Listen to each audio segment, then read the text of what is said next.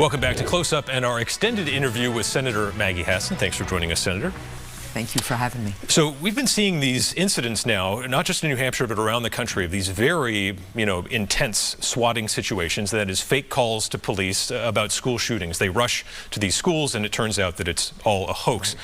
But it's happening, multiple schools around the country in what appears to be a more coordinated and sophisticated way than just your average sort of, guy in the basement trying to cause problems. So what is Homeland Security telling you about this threat and where it might be coming from? Well, first of all, I want people to realize how dangerous these hoaxes are. Not only do they create chaos and fear, given the law enforcement response between the time a call is made and between the time that people realize it's a hoax, there's real potential harm here. And so we need to make sure that laws are in place that can hold the perpetrators of these swatting incidents accountable. I think the New Hampshire legislature has just taken action to increase penalties for that. I just had a hearing. I'm chair of the Emerging Threats Subcommittee for the Homeland Security Committee with experts who were on the scene at the Boston Marathon bombing to talk to them about where we are in terms of our preparedness for events. One of the things that they said that we really need to attend to more is these swatting incidents because of the drain on police resources and the need for additional technology and information sharing for all levels of law enforcement, federal, state, and local, to try to combat this. So it is an area where I think the Department of Homeland Security, working with law enforcement, can do more, especially around the issue of what kind of technology do we need to have, how do we do these investigations, how do we hold people accountable. In terms of the source, we know Russia has a cyber army, we know Vladimir Putin's not happy about our involvement in Ukraine. Could this be a foreign actor doing this? Well, look, the cyber threat generally is a really, really serious one. We just actually finished a briefing on Homeland Security about our assessment of the cyber threats, and certainly we know that we have adversaries who use cyber means to disrupt and try to weaken us, and we are constantly assessing their capacity and developing our own to counter it. And that's certainly an area we'll continue to look at. Let's get into some politics. President Biden announced his re-election campaign recently. The response here in New Hampshire from the official level was a little less than enthusiastic, at least on social media. We didn't see the party get too happy about that or anything like that in the way they normally would, which is fine based on what's going on with the primary. But I just want your take. Are you worried at all about the prospect of having an 86-year-old human being in the Oval Office in the year 2028?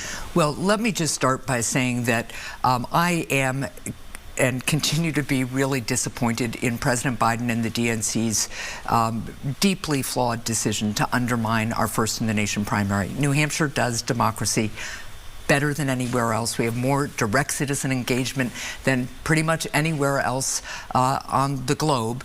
And that is reflected in the fact that we really started the out of Washington, D.C. primary over 100 years ago, and we have nurtured it, and we're good at it.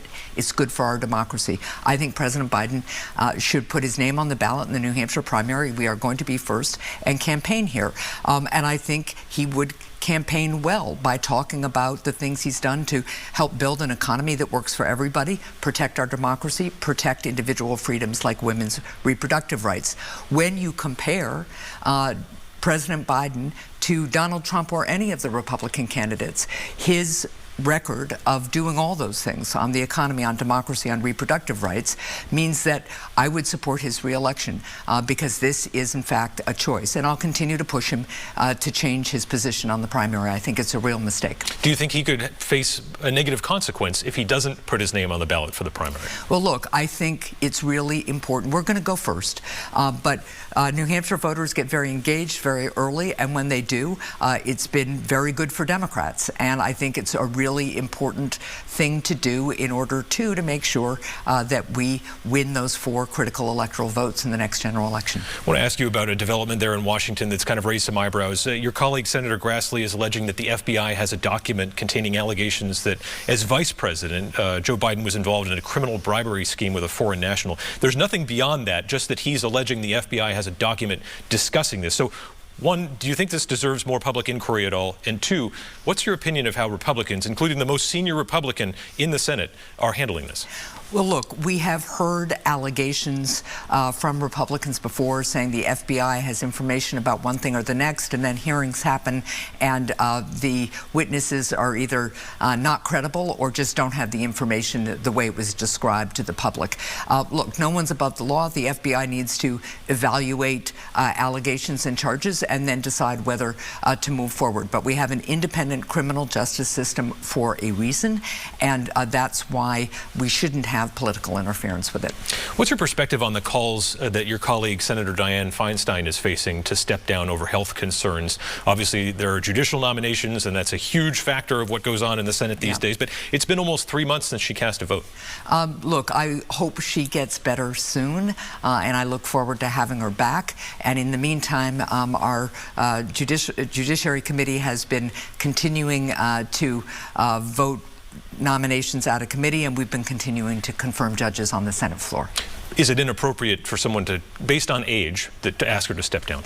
I think what's really important is whether any senator can serve their constituents. We certainly have seen on both sides of the aisle people having absences for health reasons or family reasons, and I just wish Senator Feinstein well and hope she's back soon.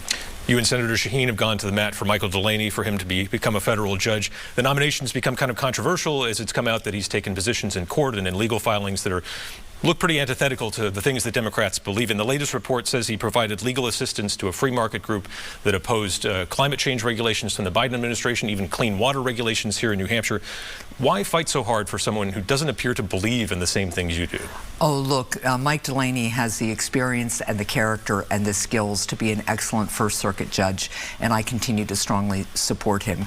When you look at his entire record, whether as a homicide prosecutor or Governor Lynch's legal counsel or as Attorney General for our state, his commitment to justice is unquestioned in a number of the areas that you just mentioned, and he has support from lawyers across the board on both sides of the aisle, from former attorney generals on both sides of the aisle, and the Biden administration. And I think what it really reflects is their understanding that he will always exercise his professional judgment on behalf of clients, as lawyers are expected to do.